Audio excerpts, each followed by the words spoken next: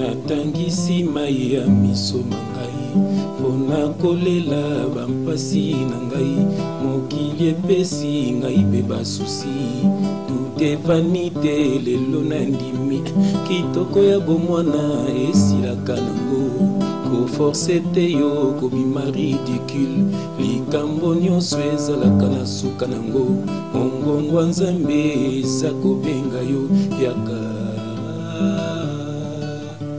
nzambe azobenga yo yaka na Yesu avant qu'il soit trop tard.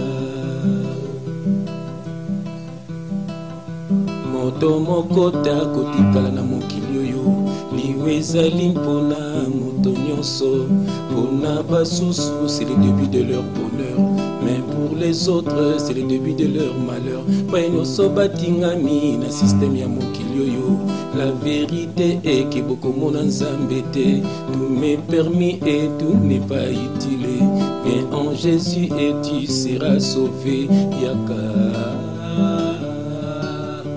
nzambe azobenga yo yaka na Yesu avant qu'il soit trop tard. Alléluia.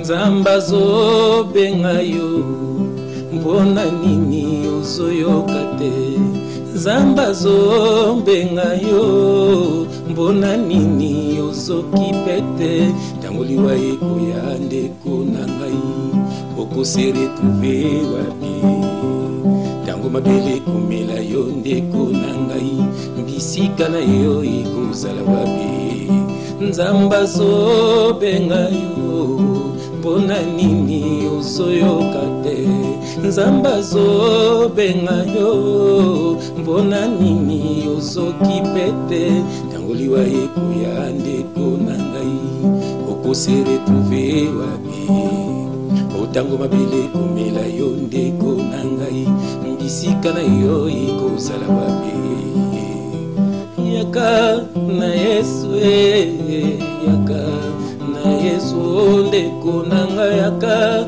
na Yesu yaka na Yesu Alléluia ndeko na ngai onezoli Satan ozokufela biloko ya mokili oyo kotikala nango ozoboma nzoto na biloko ya mokili oyo bokoka bona mokolo akufa na yo na simetero komema nini ata eloko te luka bokonza likolo mpolobi molimo na yo mpema na kimia ndeko na ngai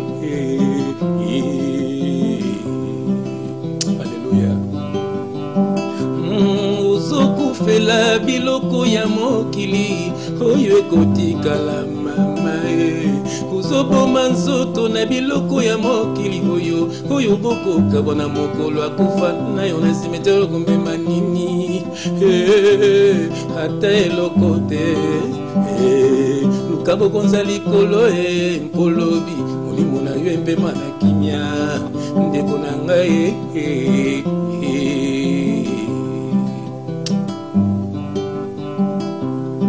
Bien-aimé, je t'en prie, viens en Jésus. Tout ce que tu voles, l'obi, tu ne le verras plus. Bien-aimé, je t'en prie, viens en Jésus-Christ. Tout ce que tu voles, l'obi, tu ne le verras plus. As-tu déjà posé cette question? Après ta mort, ton esprit ira où? Tu t'es déjà posé cette question? Après ta mort, ton esprit ira où? Tangoliwa ekuyande konanga. Okose retrouver wapi tango mabele komela yo ndeko na ngai mbisika na yo ekozala wapi. Alléluia au Seigneur Jésus-Christ. Mkukutana piège ya monguna te hatindi basakoli ya lokuta kukutana piège ya monguna te hatindi basakoli ya lokuta mbango balingi kaka mbongo balingi kaka nsimwe bateaka lokuta lokuta bilongo ya mokili ndeko na ngai bango bakufelaka nzoto kaka kokutana piège ya mungu na te atindi basakoli ya lokuta kokutana piège ya mungu na te atindi basakoli ya lokuta bango balingi kaka mbongo balingi kaka nsimwe bateyaka lokuta mpona kowela bilongo ya mokili ndeko bima ye. Alléluia. Oh Seigneur Jésus-Christ, merci na grâce au salut sur koyeba yo papa. Alléluia. Yesu azobenga yo pona nini osoyoka te. Yesu azobenga yo pona nini osoki pete. Ntango liwa ekoya ndeko na ngai okosi retrouve wapi. Otango mabele komela yo ndeko na ngai bisika na yo ekozala wapi. Yaka na Yesu yaka na Yesu ndeko na ngai yaka na Yesu yaka na Yesu Bandeko balandi tukokumi na ngonga na biso tukutana na bino teto lobaka bandeko na biso baye avec frère Jean-François Ifonge nkole belé frère Jean-François bandeko na biso baye mbote na bino bandeko basipela to bamona na biso boye ba bengi babi mais qu'est-ce qui se passe frère tozo mona ba vidéo te mais nous biso to sala la vidéo selon programme Nzambe mais to sala ngote po na loyenge non to sala parce que ça ba message za ko pesa moni na nzembo muso asika po na ba message kaka oyo nzembo mususu frère na ebité ngamo kuna ningani sika na fandi ba inspiration nyos wana frère expliquer d'abord biso plus tout na plusieurs fois à chaque fois ba bonne émission nzembo asike bakisa ba inspiration wana frère expliquer na biso ozoko fela biloko ya mokili oyo ekotikala mama ye ozoboma nzoto na biloko ya mokili oyo bokoka bwana mokolo akufa na yo na cimetière komema nini ata eloko te luka bokonza likolo mpolobi molimo na yo mpema na kimia ndeko na ngai frère vanité de vanité. Alléluia. Omoto tanga ba psaume et ça Jésus que salbino ce moment na ba psaume et ça parlait que de lui. Donc ça veut dire que yemo mtape sarabanzembo yo omoni yo kaneti nzembo donc même ngamo ko sobinga la komako nde na yibi kututi donc ezai banzembo zali ebele musuzu ndanu kutu to vanisa na ba papete donc pour mon que Dieu est tellement merveilleux bonzambe lengi yemo ozo sala nyoso il est au contrôle de toutes choses. C'est vrai, tout à l'heure, mais attends-moi 2 minutes, vraiment. Mais, bomengo mukili, on nous mukili, ils ont la tinate. Mais mukilo zaka la bomengo, tout la ga bomengo, ndako, mituka, nyoswana. Mais tant aux oyemba boy, na batwa zolanda biso. C'est comme si tout ce qui parle maman mukilité, bon ce que tu vivre ndengeni, tout ce qui parle maman mukilité. Tout ce qui peut na moté, mon côté moi na lobby. On ne se base na système ya mokili oyo ba omona nzambe te pourquoi omona mokili oyo so taliba Seigneur Jésus-Christ tango ayaki tango akendaki jeune à 40 jours 40 nuits na désert Satan a dit ko proposer ye bomengo mokili abitala fuka melangai yango moni mais ya aboyaki ayebisa yondo ko fuka melanga yango moni ke Bible zo benga biso toza ba Dieu nous sommes des petits dieux nous omoni parce que nous avons été créés à l'image de Dieu. C'est pourquoi un petit Dieu. Ah oui, dans ton émission terre mais tout en vite fait zelana on est battu belé on benga ba Dieu aussi hein la mokile belé hein donc ça peut prêter confusion à niveau en tant que bengi Dieu. Bon quelque part yo benga Dieu nto Dieu azakaye moko. Dieu azakaye moko mais biso tozali ba petit Dieu yemoka lobi yango. Yemoka mtayi biso siko bato benga di na sens nini.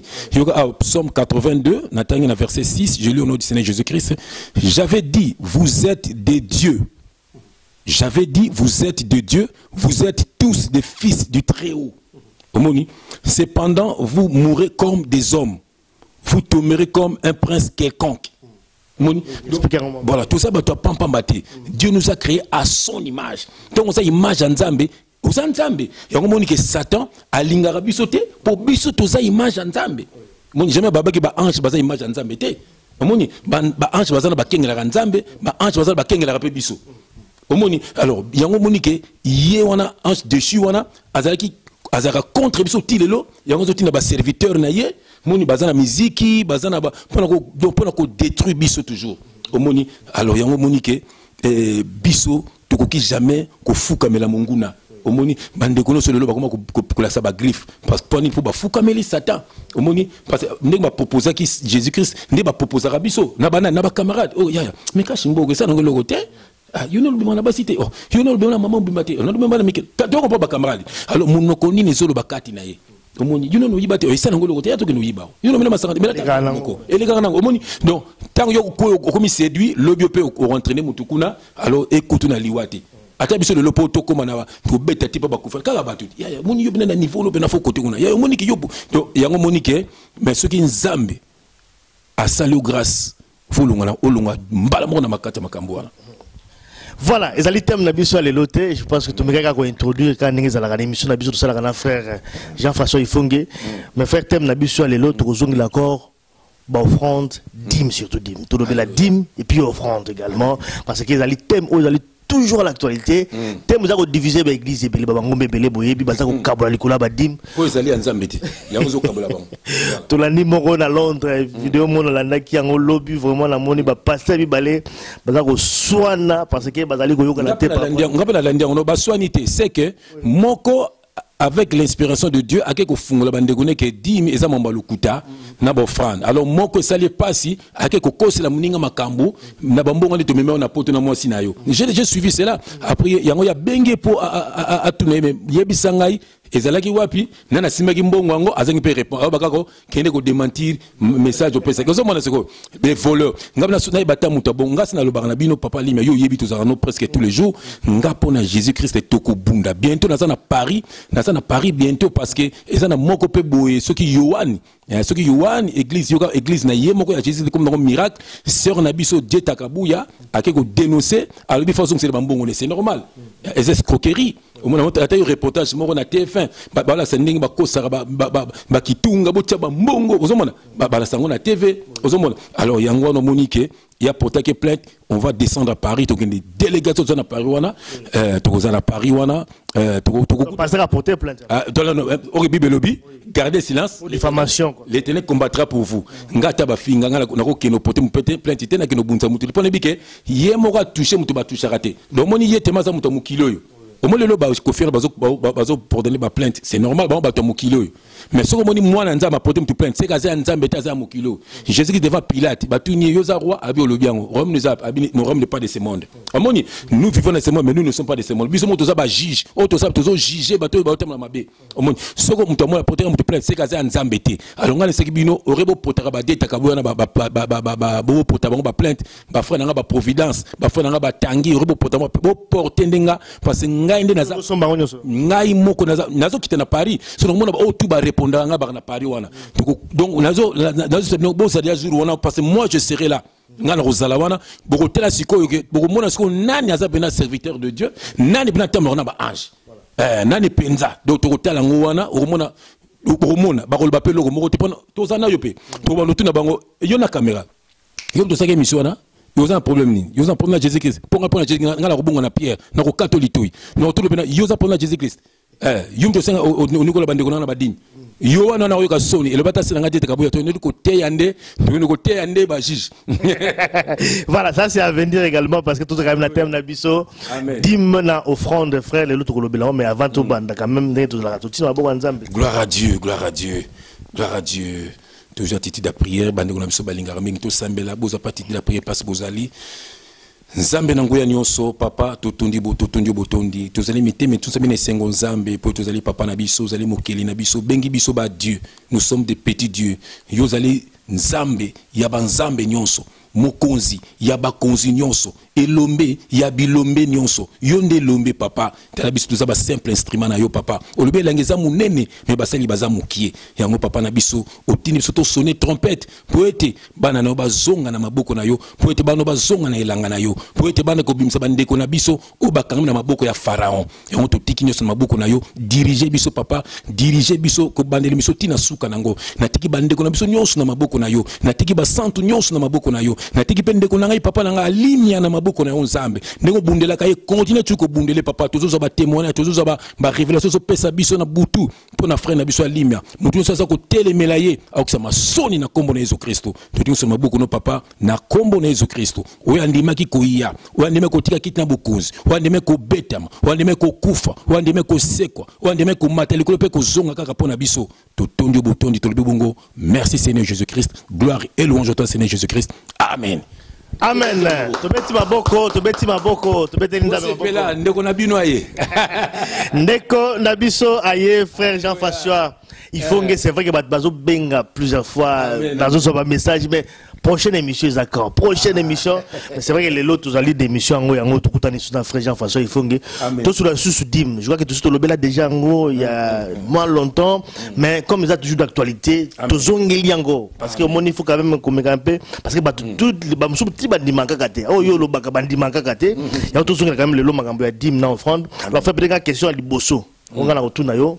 Il y a d'abord une différence entre dîme na offrande to banana noir. Alléluia. Torotanga Bible, torotanga Bible mbala moko pour surtout sur la Bible papa. Tozali awa na Deutéronome. Tozwa Deutéronome 12. Voilà. Deutéronome 12. Na bana on a verset 1, je vais lire au nom de notre Seigneur et Sauveur Jésus-Christ. Voici les lois et les ordonnances. Voici les lois et les ordonnances que vous observerez et que vous mettrez en pratique aussi longtemps que vous y vivrez dans ce pays dont l'Éternel, le Dieu de vos pères, vous donne la possession.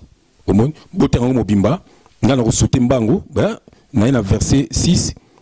C'est là que vous présenterez vos holocaustes, vos sacrifices, vos dîmes, vos prémices, vos offrandes, accomplissement d'un vœu, vos offrandes volontaires et les premiers-nés de vos gros et de votre menu bétail. Donc, au moni les lois, on a des ordonnances, on a des offrandes, on a des dîmes, donc les lois, donc il y a une loi, on a un message au Moïse. Alléluia. Donc ça veut dire quoi? Badim, dim ezali quoi? Dim ezali un dixième. Au moni, ezali eloko moko, Zambe a instauré qui yango pour na peuple naïe. Un dixième, on a ezali Jésus-Christ. Pour na peuple naïe. Pour na peuple naïe. Non, peuple définit peuple naïe, c'est-à-dire que biso tout va tomber. Non, pour na peuple, bon, Nzamba appelle ça qui postérité na Abraham, deux postérités. Peuple physique na peuple spirituel. Alors, bien aimé bolanda message au bien. Bolonga na maboko ya banguna. Toujours solo la nabino de la part du Seigneur. Tout ça on a intérêt mon côté, tout ça on a intérêt à mbongo nabinoté, tout ça de sabino tout ça on a besoin de botina sur caméra te magi bo benga biso bo soutenir mais biso tout ça on a besoin na nous boza la libérer en Jésus-Christ. Bolanda batu wana te basé en Nzambe te. Boyoka eloko nini to ko loba lelo. Bible bin Apocalypse, église, écoutez ce que l'Esprit dit aux églises. Écoutez ce que l'Esprit dit aux églises. Dans une église on est le peuple de Dieu. Bino ba peuple de Dieu boka nini molimo eza ko lobela bino lelo bolongwa na maboko ya ba lourd ravisseur. Bien aimé Nzambe soko to zongi na commencement to komona nani a Caïn Abel ba pesa ki Nzambe offrande omoni Caïn a pesa ki ndama bilanga nani Abel avait une offrande en fait. C'est ça, ça représentait Jésus. Comme on dit, Abel a pesi agneau. On parle. Ça c'est Jésus. Moko nazomi est par ya éternel. Donc on a un niveau de définition, il y a offrande, la dîme. Apparemment, au milieu quand même qu'on clarifie plus sur la macacité. Voilà. Au moins dîme on les a gagné, on les a dîme mais un dixième. Un dixième il y a revenu na yo. Un dixième à Ozanango, biloko Ozanango. Tout ça dans la tango là, na part ya Nzambe. Ozomona. Il y a un Nzambe tango apona ki peuple na ye, tango apona ki ba lévite. Ou ba se na kata ya temple. Tango apona ki Moïse.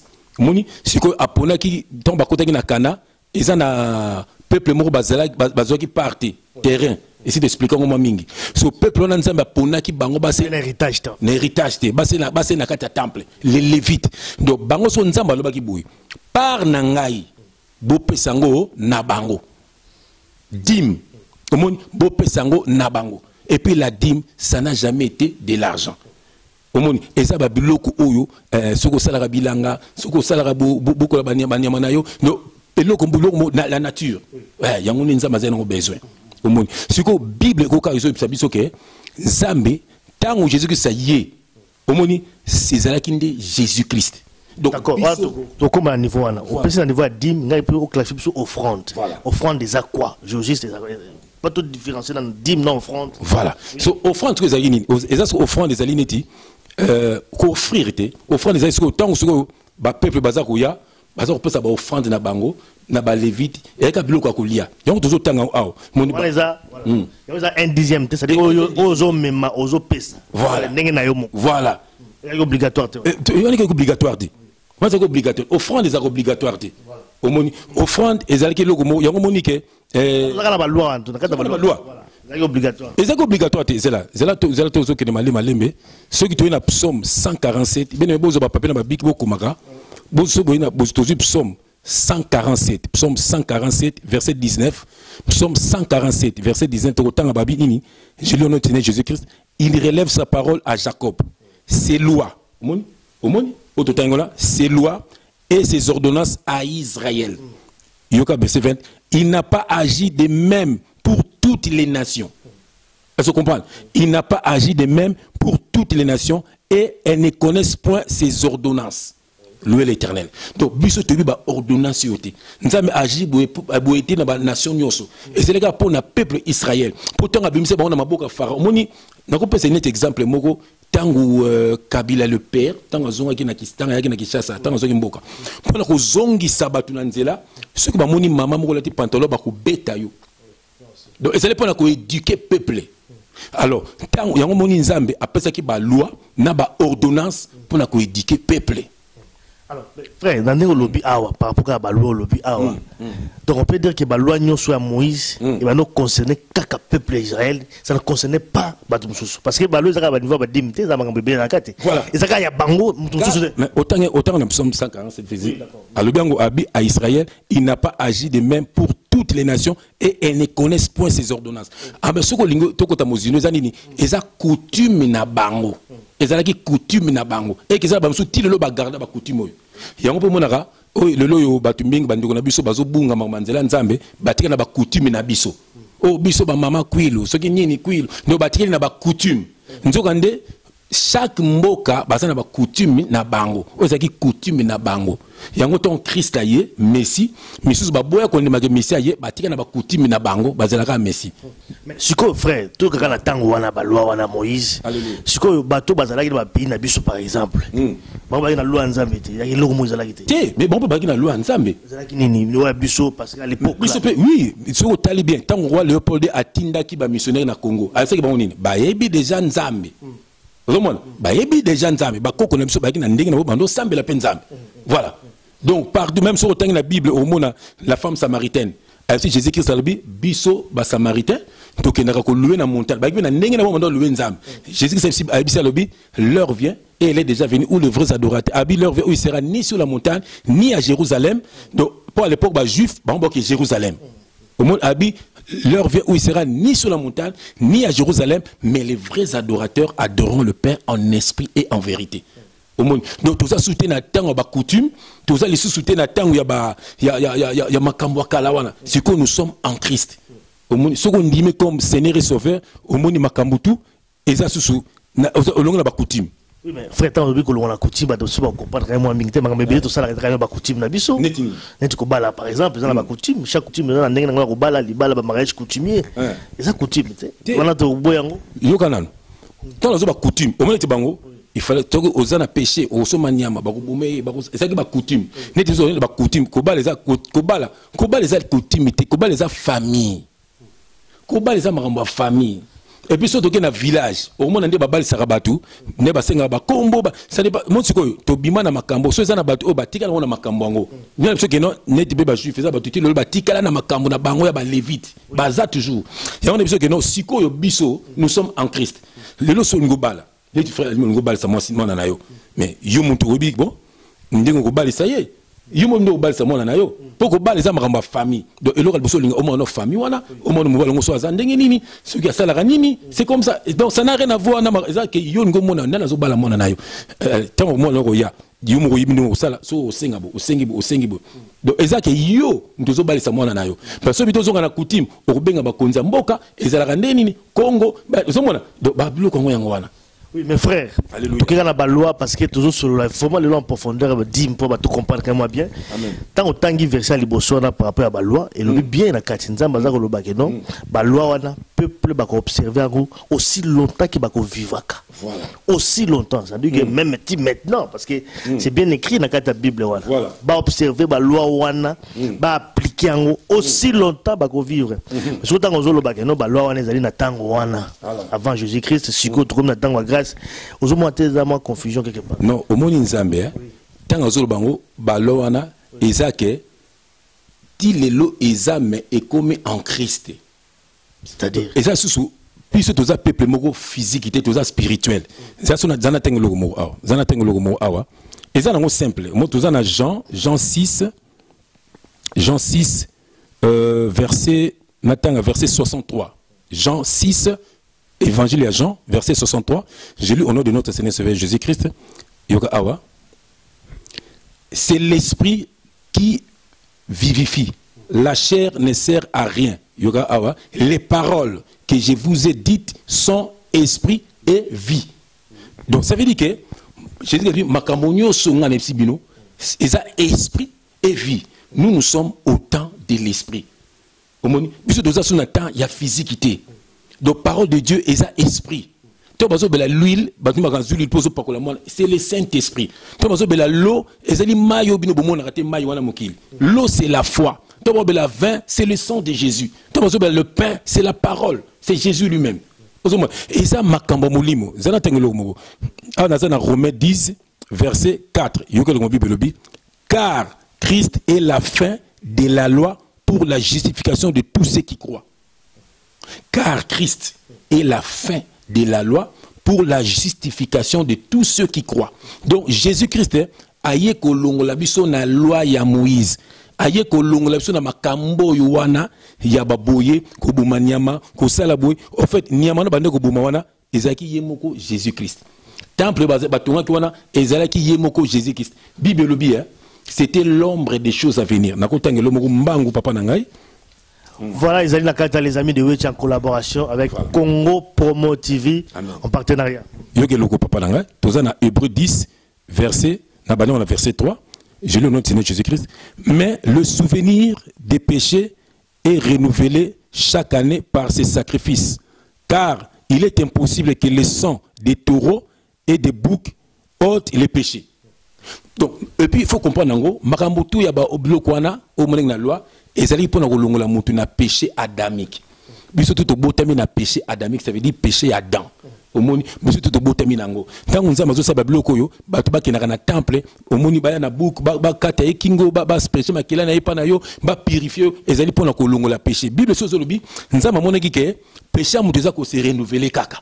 Omoni no pona mutu atena melima sanga atena sali kobo na kosomba nyama nanga no kene pa ba levite ba kosokolanga ndipo lolo mona ba musulman akosani ne so lingi azelaka ka jour à carême to vendredi akene na ni na bango na mosquée ndipo mona ba to ba kena ba batima azana banganda azana na kindumba mais dimanche akeka tata pasteur pona yende abiki yango yeso lobi omoni yango bible so awa mais le souvenir des péchés est renouvelé chaque année par ses sacrifices car il est impossible que le sang des taureaux et des boucs ôte les péchés. Yoka verset 5, ça c'est Jésus. C'est pourquoi Christ, entrant dans le monde, dit, tu n'as voulu ni sacrifice ni offrande.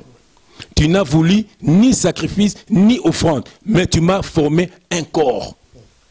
Donc là, par là, nous comprenons directement que les sacrifices, l'agneau au bazar ko imolé, l'agneau au bazar ko panzamakila, c'est Jésus. Là, nous comprenons directement que l'offrande. Mon babini. Tu n'as voulu ni sacrifice ni offrande, mais tu m'as formé un corps. Omoni.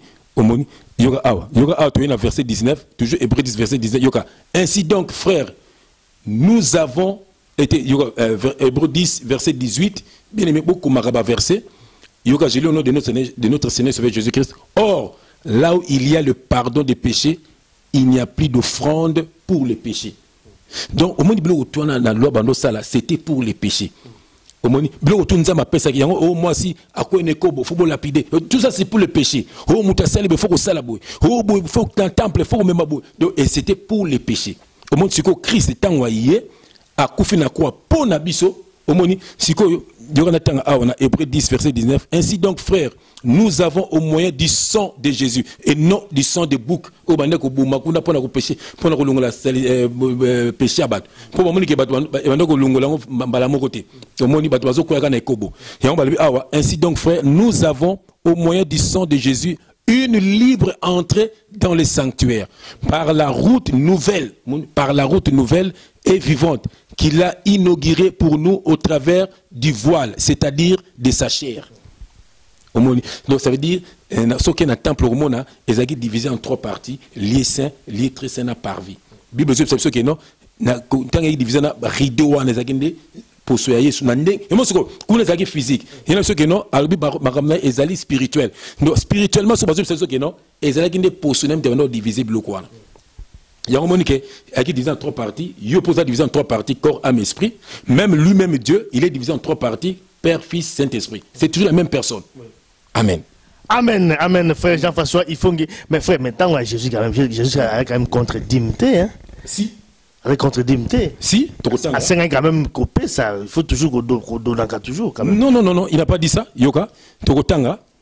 Biso heureusement serment na mona serment lobi alio na linga frère na JF ya solo la na Bible ndeko ma tuninga bi mes frères tant ozaki mission ndo tanga Bible na ibaka tango te omoni donc voilà naza awa na Matthieu 23 ça c'est Jésus-Christ qui parle bien mais boyoka Matthieu 23 verset 23. Malheur à vous scribes et pharisiens hypocrites. On a Jésus au Jésus finira batu yoka so Jésus. Hypocrite, parce que vous payez la dîme de la menthe, de la nette et de cumin. Et vous laissez ce qui est plus important, où dans la loi. Et vous laissez ce qui est important dans la loi. Yoka, c'est quoi? La justice, la miséricorde et la fidélité. C'est là ce qu'il fallait pratiquer sans négliger les autres choses. C'est à l'obité qui contredit.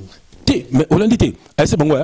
Malheur nous ont négligé ça c'est bien le cas habité que boutique le cas bofuta badimi ya boy so bozo sana makambo c'est important dans la loi dans la loi mais puisque ce que tout ça nous sommes pris dans la loi frère et Bible dans la loi yoka a bozo sana la miséricorde la justice donc Yesu ko frère il faut ebelo moko tant azaki na kati ya loi Yesu a tant zo bunana bango et ça qui pas bimisa biso na loi enfin biso te bango ça n'a et puis makambo on a dit sabino ça n'a rien à voir na biso peut to zalakate puis to zaki peuple moko caché yoke loko oyo to zana Jean 1 verset 17 je lis au nom de notre Seigneur Sauveur Jésus-Christ car yoka na bano on a verset 15 Jean lui a rendu témoignage et c'est écrié c'est lui dont j'ai dit celui qui vient après moi m'a précédé car il était avant moi et nous avons tous reçu de sa plénitude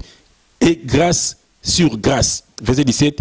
Car la loi a été donnée par Moïse, la grâce et la vérité sont venues par Jésus-Christ.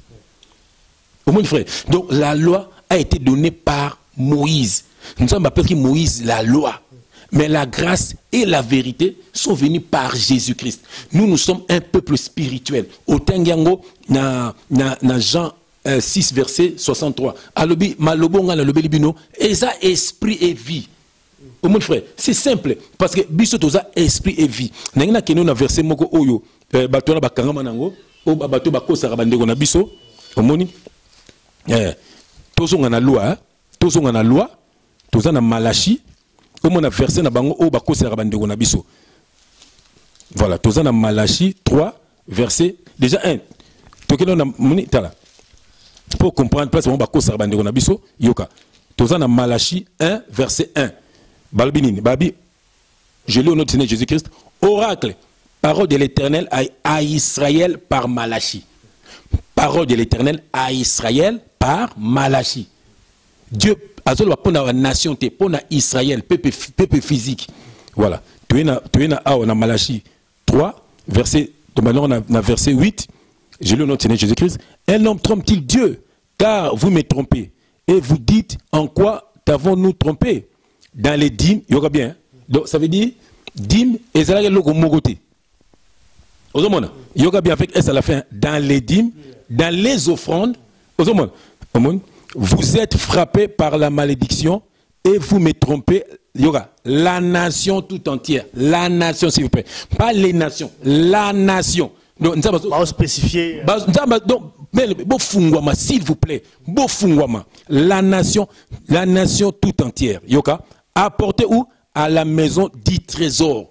Balbi, apportez où? À la maison du trésor toutes les dîmes afin qu'il y ait de la nourriture. Afin qu'il y ait de la nourriture dans ma maison. Yoka awa. Mettez-moi de la sorte à l'épreuve, dit l'Éternel des armées, et vous verrez si je n'ouvre pas pour vous les écluses de cieux, si je ne répands pas sur vous la bénédiction en...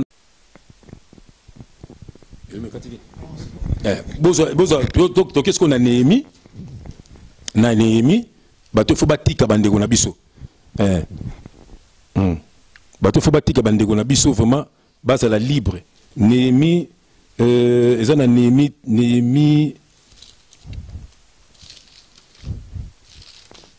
Néhémie 10, voilà, Néhémie 10, verset 35.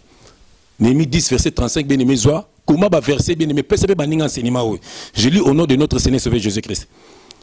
Nous résolûmes, pour au moins, bien aimé, ce qu'il y a Deutéronome 14, verset 22, Deutéronome 14, verset 22, qui était dans le Tinasé, il y avait 4 sortes de dîmes. Il y a Moutouye Morekendo Liango, il y a Mi Balé, il y a Opesa, il y a Veuve Orphelin, il y a étranger, il y a Misatou, Opesa Lévite. Lévite, ce que Lévite, au temple. Ce n'est pas tous les Lévites qui sont sacrificateurs. Au moins, frère, chaque 3 ans. Ce que le peuple, chaque 3 ans, nous résolûmes. Donc, nous sommes raisonnés, au moins, au lieu de 3 ans, on peut se faire Lévite chaque année. Yango, Tangango. Au peuple, Néhémie 10, verset 35, nous résolûmes d'apporter chaque année, au lieu de 3 ans, nous résolûmes, avec S, d'apporter chaque année à la maison de l'Éternel les prémices de notre sol, et les prémices de tous les fruits, de tous les arbres, d'amener à la maison de notre Dieu, aux sacrificateurs qui font le service dans la maison de notre Dieu, les prémices, les premiers-nés de nos fils, de notre bétail, comme il est écrit dans la loi. Écrit dans la loi. Comme il est écrit dans la loi. Les premiers-nés de nos bœufs, de nos brebis, d'apporter, verset 37, d'apporter aux sacrificateurs dans les chambres de la maison de notre Dieu. Dans les chambres. Donc, on a na Malachie 3 la maison du trésor. Donc il y aura son maison du trésor dans les chambres de la maison de notre Dieu. Les prémices de notre pâte, de nos offrandes, des fruits de tous les arbres, du mou et de l'huile, et de livrer la dîme de notre sol aux Lévites, qui doivent la prendre, de donner aux Lévites, qui doivent la prendre eux-mêmes dans toutes les villes situées sur les terres que nous cultivons. Yoga verset 38. Le sacrificateur fils d'Aaron sera avec les Lévites quand ils lèveront la dîme, et les Lévites apporteront la dîme de la dîme à la maison de notre Dieu dans les chambres de la maison du trésor. Dans les chambres de la maison du trésor. Donc, la maison du trésor, bien aimé ezali na kati ya temple wana ezali na place moko neti bando tia ba provision biloko le bango kolia maison du trésor tango dans les chambres. Alors bato wana ba expliquer biso na ba temple bango batonga ba chambre ezali wapi maison du trésor ezali wapi omoni. Alors bango baso senga bambongo ya chaque fin du mois omoni ba offrande na bango kaka mbongo ozomona. OK biso sikoyo omoni nde babeki nous résolu yoka a tokena zela papa ozo maloba to zenga na 2 Corinthiens yoka pour moi na 2 marmanzambe ba sakana na ngote soko na 2 Corinthiens 9 omoni apôtre Paul parle bien 2 Corinthiens 9 verset 7. Yoka moni Paul azong si batu ndenge peuple sa balobaka nous résolûmes yoka Paul si batu na 2 Corinthiens 9 verset 7 que chacun donne comme il a résolu. Baton baba nini baba bango père à 3 ans bango de biso to raisonner venant baton to lingara bango ne ba sa ba sa na biso to be on chaque année au moins et on apporte Paul azong si pour Bible ko et c'est contradictoire frère abinina abi que chacun donne comme il a résolu en son cœur, sans tristesse, ni contrainte, car Dieu aime celui qui donne avec joie. Voilà, c'est ça. Ça veut dire qu'il faut qu'on paie ça quand même. Non, il faut autant qu'il te frère, Yokana Bandeli, que chacun donne. C'est chacun donne comme il a résolu en son cœur, sans tristesse, ni contrainte, car Dieu aime celui qui donne avec joie. Kokaba, don. Papa Limia, tout sur le long awa, Moukomso, qui ne place moi à 6 h du matin. Au Kamangana, au Tina, au Zoyo. Au Bino, na maman, ah oui, apenda. Non, Ezaka Gambongote. Ozomon, Yomo Kamoe, Ezaki une fois. Frère, Biso to Bengami Toza amour. Omoni, mais Toza ko salisana, na nenge ya bonzambe. Omoni, frère, na tenga ba verser au bako sarabatu. Omoni, ceux qui n'aiment pas. Omoni, pour moi, Omonake, Babilo Gona tout. Ezanango makambo ya lokuta. Parce que na niveau quand même Israël quand même dit mais ça va toujours il est low hein. Non, na batu oyo ezana batu ba judaïsme. Ezana sera toujours. Mais bango batikala na nini na coutume na bango. Pour na bango na kata makomi te mais ekonomi wapi na ancienne alliance. Bango avec Babylone Moïse aza susute nzambe sa tina batu net bi na tina na kini ezana batu oba baba kimbangiste bazana bango donc ezana batu oyo ba comprendre bango parole de Dieu ti omoni ba comprendre bango parole de Dieu. OK, nous sommes libres en Jésus-Christ. Omoni verset pe na tenga ngo mina linga ngo mingi soki na Éphésiens bien aimé Éphésiens 1 verset 3 Bible so bana biso je lis au nom de notre Seigneur Sauveur Jésus-Christ. Béni soit le Dieu et Père de notre Seigneur Jésus-Christ qui nous a bénis de toute bénédiction spirituelle dans le lieu céleste en Christ. Omoni. Donc, biso toza nouvelle alliance. Biso to botami nekulusu. Yesu nekulusu baki tout est accompli. Nomoni, Yesu baki tout est accompli. Ça veut dire quoi, frère bien aimé? Bako so le sous-souté. Nyon so mona ki na loi ya Moïse, ça parlait que de Jésus-Christ. Omoni, c'est là. Ce qu'on a vu, Luc 24, Nathan Ngope Mingi, verset 44 à 45, Luc 24, Jésus qui puis il leur dit, c'est là ce que je vous disais lorsque j'étais encore avec vous. C'est là ce que je vous disais lorsque j'étais encore avec vous, qu'il fallait que s'accomplisse tout ce qui est écrit de moi dans la loi de Moïse, dans les prophètes et dans les psaumes. Alors il leur ouvrit l'esprit afin qu'ils comprennent les Écritures. Frère, nous sommes en Jésus-Christ. Mon frère, nous Babylone qu'on a pas la biso ezali sous-souté. Nous moutons ko ça so OK na Exode 25. Exode 25, au moment Nzambe tant servir na Moïse, azo sa Moïse. Yebisa na bana Israël. Baya na ba or, na ba mbongo, na ba boy na boy po otongela ngai, po o tabernacle. Nzambe azo sa Moïse. So Bible so sa biso awa, Jésus azo le baké, azo bana biso nini awa. Donc tout ça c'était l'ombre des choses à venir.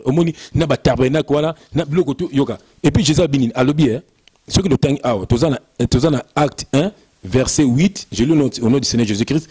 Mais vous recevez une puissance, le Saint-Esprit survenant sur vous et vous serez mes témoins à Jérusalem, dans toute la Judée, dans la Samarie et jusqu'aux extrémités de la terre. Donc ça veut dire quoi? Quand tu reçois le Saint-Esprit, bien-aimé, au commet témoin à Jésus-Christ. Ce qu'on baptise sur le baptême, il y a Jean-Baptiste, car Jean-Baptiste, donc baptême, il y a Jean-Baptiste, et c'est l'état qui n'a pas. Et puis, dans la Bible, il y a un baptême de Moïse. Donc, baptême, il y a Moïse. nous sommes en Christ. Au mon frère, nous sommes après la question, 2 Corinthiens 3, verset 6. Je lis au nom de notre Seigneur Sauveur Jésus-Christ. Il nous a aussi rendu capables d'être ministres d'une nouvelle alliance. Non de la lettre, mais de l'esprit. Car la lettre tue, mais l'esprit vivifie. Bien aimé, au monde oyo, Torah, tant que zalaka, nouvelle alliance zalakate. Moïse a qui na Torah ba rouleau. Au monde oyo, ezali ba témoignage. Ndenge nzamba a utilisé ani nyanga Jésus zaki sur la terre, nenga serki bo alors ba Luc banani ba lobby. Oui, frère, ça c'est vrai parce que au monde débat balanda peyo, ba mon organise kaka que o komami na chaîne alliance, o nous se komami ezali à rejeter alors que Nzambi mo Jésus Christ ayaki ko abolir te mais ko accomplir ba loi. C'est ça qui va te donner en mingi. C'est-à-dire que ayaki ko abolir te ayaki ko accomplir. Mais autant yo pesa ba message dans c'est comme si o nyo suzali na loi Moïse, o nyo so na ezali on peut plus considérer ça, il faut te considérer dans ta nouvelle alliance. Natangelo comme bandegolanga ba sepelaka poto tangaka biso to tangaka moi ba mozolo ba mon ba passer ba lobana bango moni yeso lobaki bo bango po bana besoin ya ko benda mbongo ya bandeko yoka nazana 2 Corinthiens 3 na bande on a verset 14 yoka j'ai lu au nom de notre Seigneur Jésus-Christ mais ils sont devenus durs d'entendement car jusqu'à ce jour le même voix demeure quand ils font la lecture de l'Ancien Testament. Ils sont alléluia. Oh. Ils sont devenus durs d'entendement, car jusqu'à ce jour, le même voile demeure quand ils font la lecture de l'Ancien Testament. On a continué. Et ils ne s'élèvent pas parce que c'est en Christ qu'il disparaît. Pour continuer, jusqu'à ce jour, quand on lit Moïse, un voile est jeté sur leur cœur. Mais lorsque le cœur se convertisse au Seigneur, le voile est ôté. Yoka, verset 17. Or, le Seigneur, c'est l'Esprit. Et là où est l'Esprit du Seigneur, là où est la liberté. Nous tous, dont le visage découvert reflète la gloire du Seigneur, nous sommes transformés en la même image de gloire en gloire par l'Esprit du Seigneur. Donc, jusqu'à présent, quand tu fais la lecture de l'Ancien Testament, osana voile. Bible me te le bien. Osana voile. Donc, il faut, et puis, autant qu'il a versé 2 Babinini, il nous a aussi rendu capable d'être ministre d'une nouvelle alliance. Et non de la lettre. Parce que la lettre tue. Au moins, bango bazan la révélation de Botin. Et bango ceux qui apportent Paul, heureusement bakoma kité so bakoma apporte Paul atea ki apa keneki toilette na airboy enga koma doctrine na bango midi na ke toilette Paul apporte Paul keneki toilette donc bango sikoyo apporte Paul keneki na mboka moko akaki nzala atindi batu na ye boke na bandako toteyaki ba pese biso mwa biloko kolia frère na ndenga bien eza doctrine apporte biteke na batu bo sala ka bongo te mais batu bakomisa ngo doctrine on apporte Paul asengaki donner. Donner vous sera donné et demander, donc demander à qui? À Dieu. Frère, ça c'est vrai. Au moins, c'est vrai que minute que n'importe quoi frère bani oloba. Au moins, on a tout déjà de ces coquilles. Bon alors, frère, mais tant que vous oloba boyer, parce que d'autres dans le lelo oyo, tout le monde a bango mana biso, na l'église presque belé awa. Dim est toujours d'actualité. Oui, pas de d'actualité parce que balobi Abraham a pesaka Machisedek dim. Mais est-ce que le pasteur on a baillé la Bible? C'est ça que nous avons posé question. Non, c'est le lot. Ils ont contredire Bango, mais pas tant la Bible. Le pasteur on a baillé la Bible. Le pasteur on a baillé la parole. Mais le pasteur on a basé la révélation en parole. Baillé la parole, mais pas la révélation. Comme le diable. Moi le diable tant que avec pas il y a Ève, Adam, il y a Ève azop sabi, alobi est-ce qu'il est écrit? Même temps avec pas Jésus a tout nié. Est-ce qu'il est écrit? Donc ça veut dire quoi?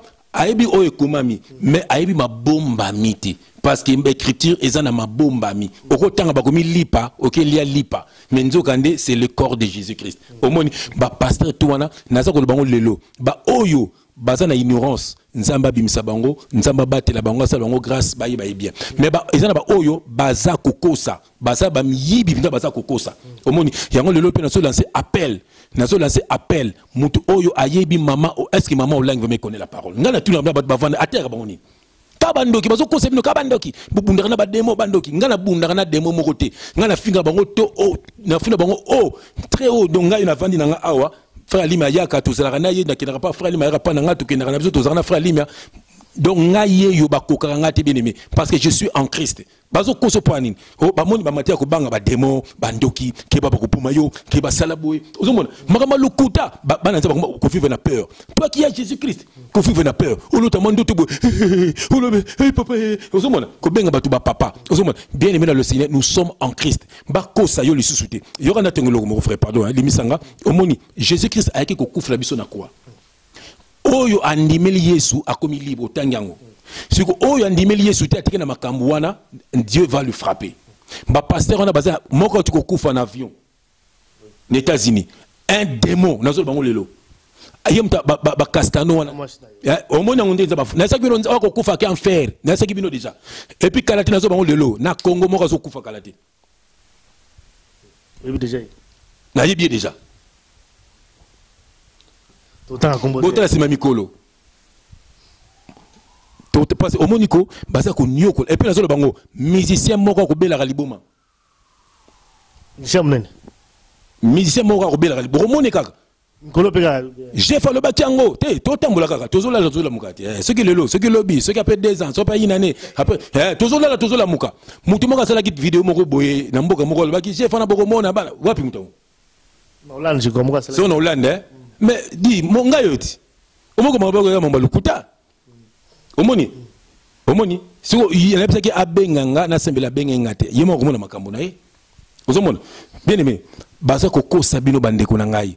Bobi mana loi ya Moïse. Moïse n'est plus. Tokomina bo panika basa. La conséquence des années frère. La conséquence za wapi sozo pesa dim na yo régulièrement. Okenda na mangomba. Osambela na yo ozo pesa dim na yo. Les conséquences des années. Zato tanga conséquences. J'ai lu, on a dans Galates 3, on a verset 10. Car tous ceux qui s'attachent aux œuvres de la loi sont sous la malédiction. Car tous ceux qui, parce que Jésus a longo le bisson à l'eau, on a quoi accomplir. Mais voilà, Jésus a quoi accomplir. Donc, a quoi coquissa. Parce que, il y a autant dans Luc 24, verset 40 à 45. Alors, verset 44 à 45. Luc 24. Alors, nous sommes dans la loi de Moïse. Nous sommes dans le prophète. Ça parlait que de moi. Donc, tant qu'il y a quoi accomplir. Donc, ça veut dire que, Jean-Baptiste qui voici l'agneau de Dieu qui ôte les péchés du monde. Au monde, agneau obane ko imole kuna ko kata agneau pona ba péché ba. Abi yé aussi ko. Résultat nango yango ta bande ba ko mokoma. Telanga yuti bakala, telanga lelo. Ça veut dire quoi? Ce qui vient au condimé comme ton Seigneur et Sauveur, bien aimé, tu seras transformé au comme Moutou Moussous. Donc, il y a un ce que Batu, pasteur wana, Batikali na makambuana, Batongi, Temple, Yoka.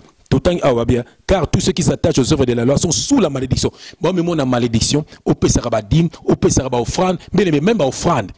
Yoka bango, oh maman mogo boekasi, a Pesaka nini, kononi.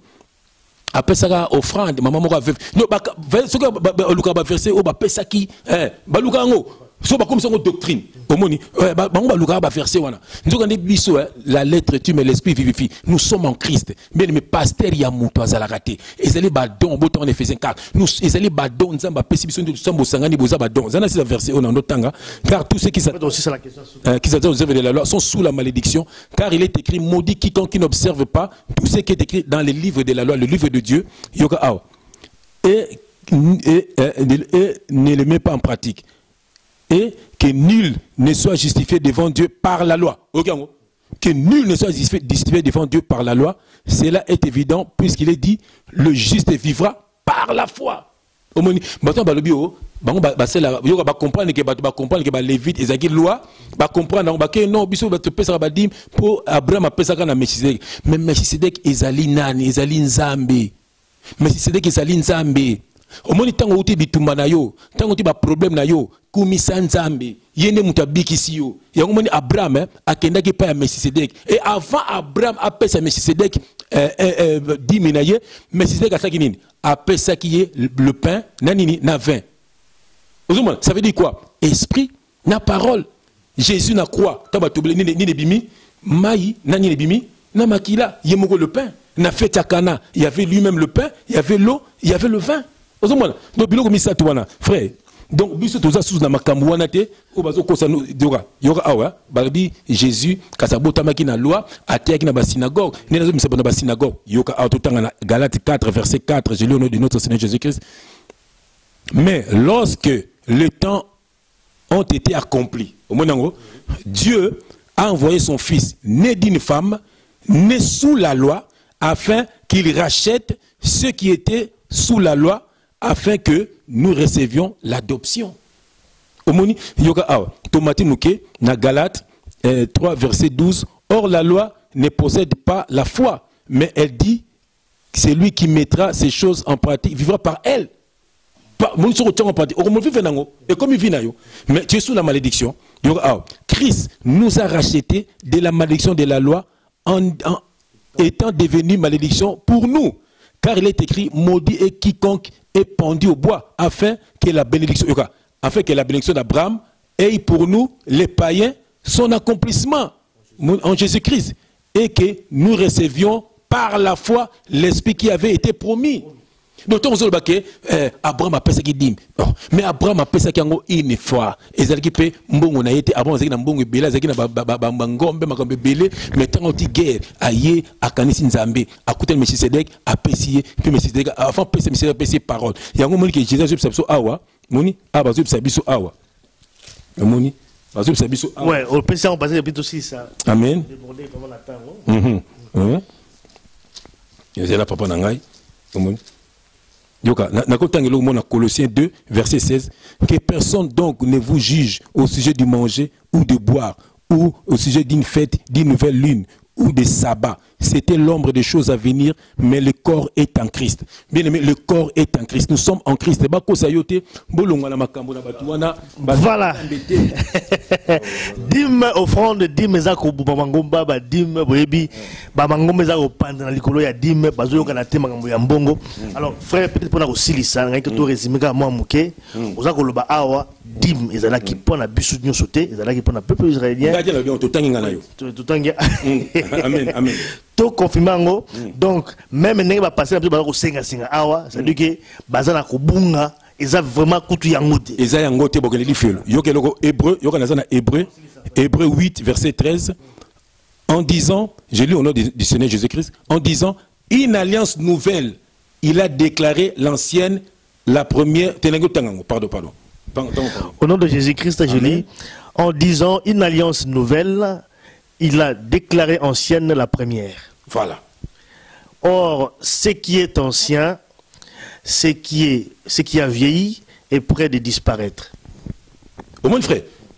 Au moins, est-ce que vous comprenez? Donc, ce qui est ancien est près de disparaître. Nous sommes, nous sommes sous la makambo. Nathan, bien aimé. Dans Hébreu 13, verset 14. J'ai lu au nom de notre Seigneur Jésus-Christ. Car nous n'avons point ici-bas des cités permanentes, mais nous recherchons celle qui est à venir.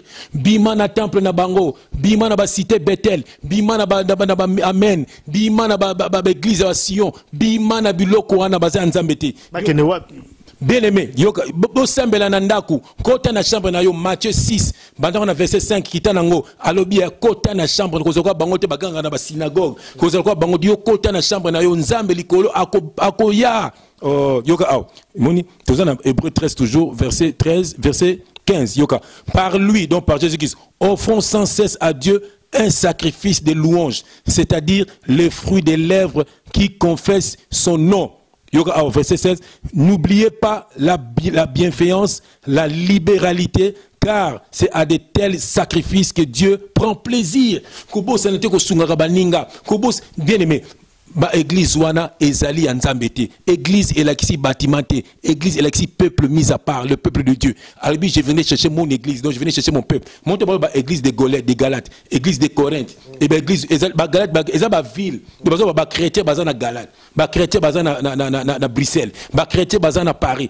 Yango wana Paul anotina bango ba lettre. Bien aimé bo fungwama église yoka pour papa tokomi ngonga ya suka parce que tu l'équipe déjà ba minute na biso nyonso parce que au moins tout déborde à péter comme vraiment la suka frère quand on tika peut-être la message à suka pas aussi ça vraiment émission na biso par rapport à dim tolobeli lelo je crois que au tangi yango ba verset parce que tozongi yango les sous de bandeli je crois que ba balandi biso ba comprendre encore un tout petit peu pas aussi ça vraiment frère aussi ça vraiment awa bien aimé le Seigneur, nous sommes libres en Jésus-Christ. Nazana Jean, bien aimé, yokeloko Jésus biso awa, nazana Jean, zo Bible na Jean 3, hein, Jean 3, na Jean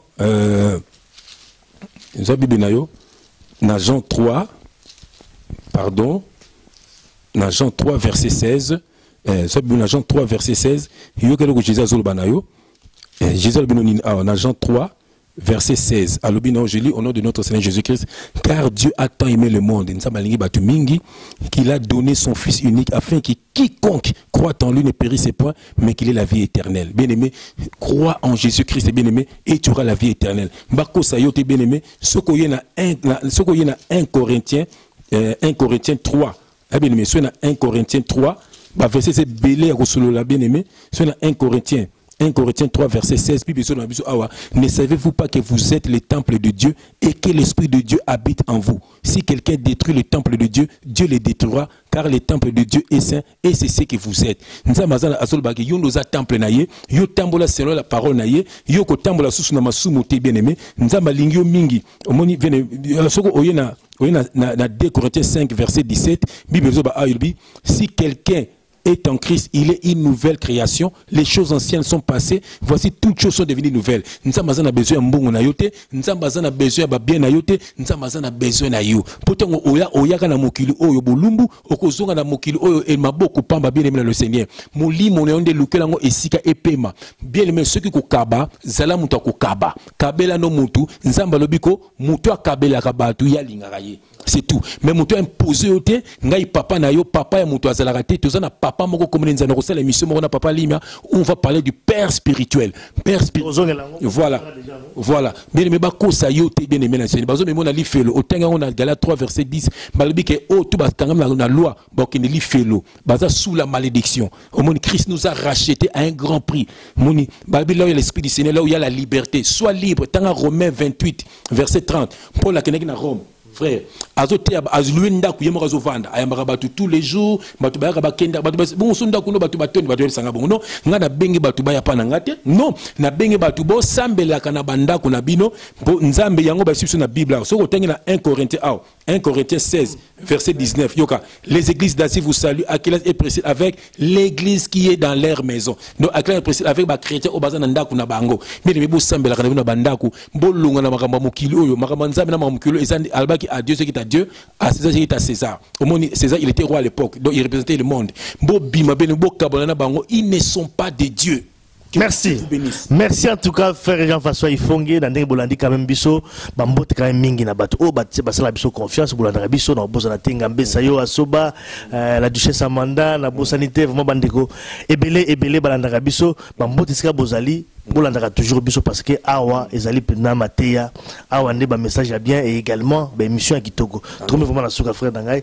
Donc on te retrouve très prochainement. N'a pas moli nzambe vraiment papa Limia n'a pas moli nzambe na musala munyo noza kusala nzambe za utiliser pour na peuple ne baza ya kufungwama peuple de Dieu benga toujours faire Limia bo ba question na bino pour atuna ba question wana amen et puis mutu oyo yata mso combattre faire Limia ezala spirituellement ezala physiquement oko échouer et si to yebio oza ndekone pe journaliste mais yo zo na makama mabe panaye mais biso si to yebio keba oko zo retour nzambe. Merci en tout cas frère, tu côté dans Balaïza Goya.